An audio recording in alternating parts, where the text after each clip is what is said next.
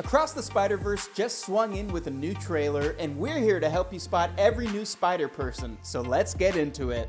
One of the most important newcomers to the Spider-Verse actually appeared at the end of the first movie. The post-credits scene of Into the Spider-Verse cut to Nueva York in the year 2099, where Miguel O Hara made a multiversal jump to Earth 67. Miguel debuted in his Spider-Man 2099 title back in 1992, and has been a fan favorite ever since. He even got to star in 2 video games. As far as he's concerned in Across the Spider-Verse, he's got a bone to pick with Miles. He also got some gains since last we saw him, but multiversal threats will do that to a man. He's also voiced by Oscar Isaac, meaning that Moon Knight's in this movie.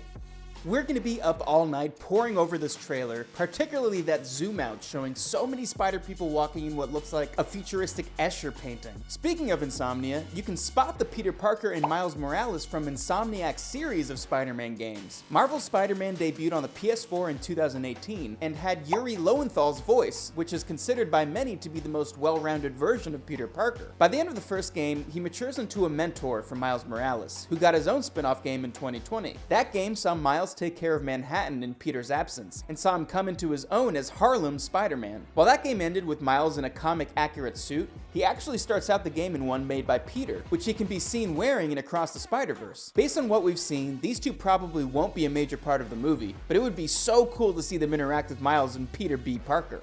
In that same shot, we can see a red-headed Spider-Woman in a white suit alongside a short, red-haired Spider-Girl. These two are Mary Jane Watson Parker and her daughter Mayday Parker, aka Spinneret and Spiderling, of Earth 18119. That Earth was born out of the storyline Spider-Man Renew Your Vows, where Peter and MJ not only tied the knot, but he made a suit that allows MJ to tap into his own powers in case of emergency. In one of the many action scenes in the trailer, we can see the Spider-Man from the animated series Spider-Man Unlimited. Unlimited followed up the classic 90s Spider-Man cartoon and follows a Peter Parker stranded on Counter-Earth, a cyberpunk world ruled by the High Evolutionary and his legion of beast people known as the Bestials. Despite what the name would suggest, this show only lasted 1 season, ending on a cliffhanger. While Unlimited Spidey is probably just going to be a cameo, maybe he'll get a line hinting at what happened after Carnage and Venom unleashed symbiotes across the whole planet.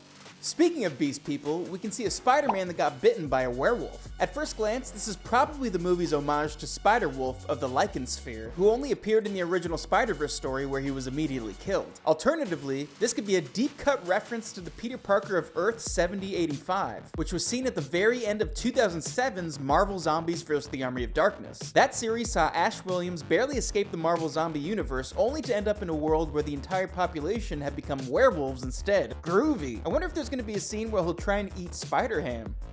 The next spider furry we see actually has some backstory to him, even if it's only about 20 pages worth. The anthology series Spider-Man Family debuted the first journey of the amazing ape-arachnid Spider Monkey. Spider Monkey is from Earth 8101, known as the Marvel Monkeyverse. The Monkeyverse is the same as the main Marvel universe, except, well, you guessed it, you smarty pants. Everyone is a monkey. Surprisingly enough, the characters in this Earth have the same names as their human counterparts, although they do add in the puns you'd expect for their superhero identities, like Spider Monkey's arch nemesis, Doc Ock. Oh, also this universe's justice system puts the villains on trial, and if they don't reform, they're beaten to death. This means that Spider Monkey is totally cool with killing his villains. Imagine if he could have been in No Way Home and egged Peter on when he had Green Goblin's glider at his throat. While it's a delight seeing the Spider-Man from the PlayStation 4 game, what was an even bigger surprise was seeing the Spider-Man from the original PlayStation. Simply titled Spider-Man, this game's an absolute classic, kicking off the new millennium with an adventure that would form the foundation of all Spider-Man games to come. This game gave every child who played it nightmares with one of the creepiest boss fights of all time, a carnage-possessed Doc Ock. Oddly enough, despite retaining most of the voice cast of the 90s cartoon, Spidey isn't voiced by Christopher Daniel Barnes. Instead, he's voiced by Reno Romano, who voiced the character in Spider-Man Unlimited. We can see a black and yellow armored Spider-Man chatting it up with another Spidey who seems to be hitting the gym more than Miguel has. If you've played the Insomniac Spider-Man game, you might have recognized this as the outfit, Armored Spider-Man MK2. This is a suit seen in the mainline comics universe, worn during the Big Time era in the early 2010s. During this time, Peter Parker was working as a scientist at Horizon Labs, so he had the resources to make a variety of suits that would inevitably be turned into action figures. Given that this armor was employed specifically because Peter's spider sense wasn't working at the the time, we can assume that it never came back for this variant of Spidey. This suit was put to use fighting the villain Massacre in the fan-favorite Spider-Man storyline, Nobody Dies. While we appreciate the sentiment, Pete, this mantra didn't age too well. One of the biggest surprises of this trailer was the debut of Spider-Woman. Jessica Drew is in a similar position to She-Hulk, where the character was created by Stan Lee just to get the trademark for the character's name. Unlike her spider counterparts in the comics, she wasn't even bitten by an irradiated arachnid.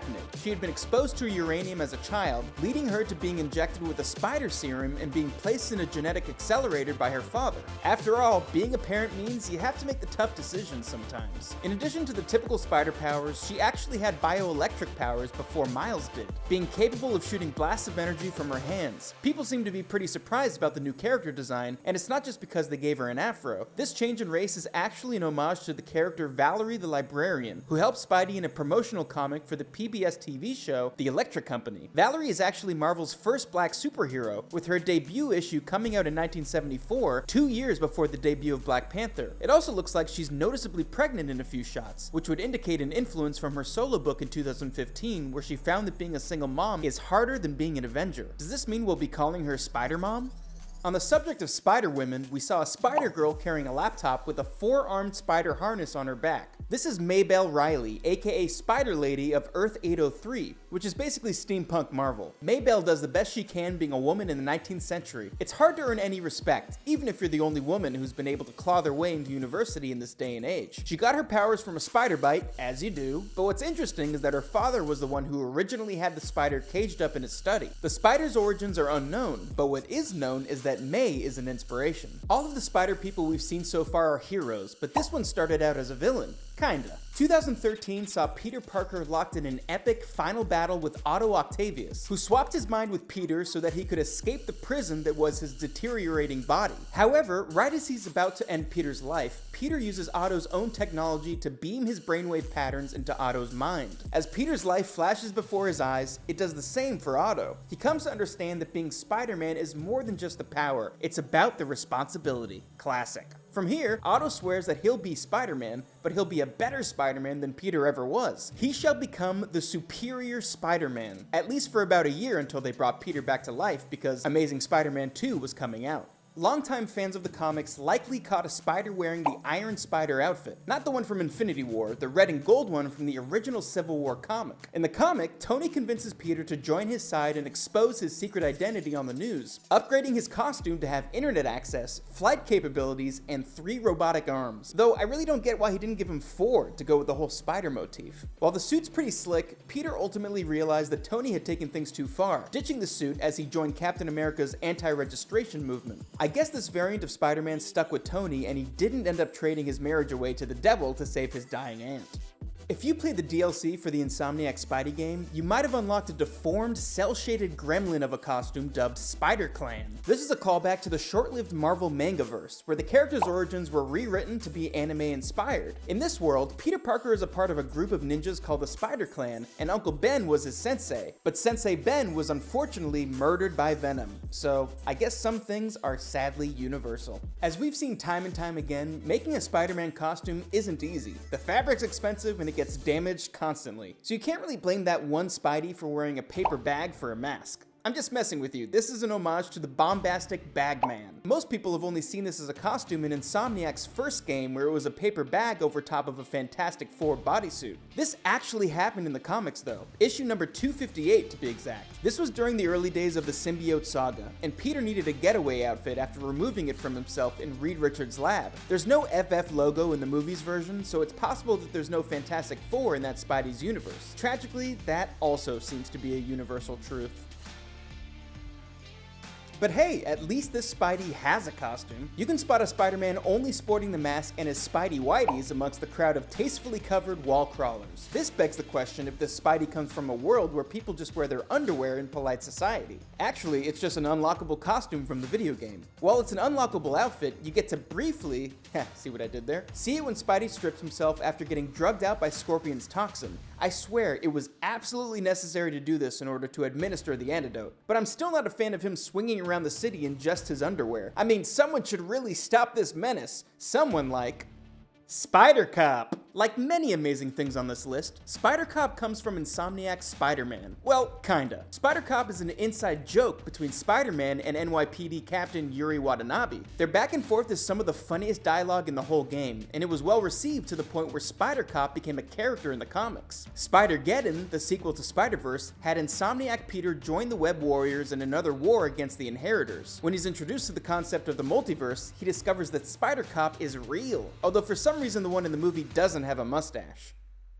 And with that, we've gone over every new Spider-Person that we managed to find in the latest trailer. Did you manage to find any that we didn't? Which Spider-Man are you looking forward to seeing the most? Let us know in the comments below.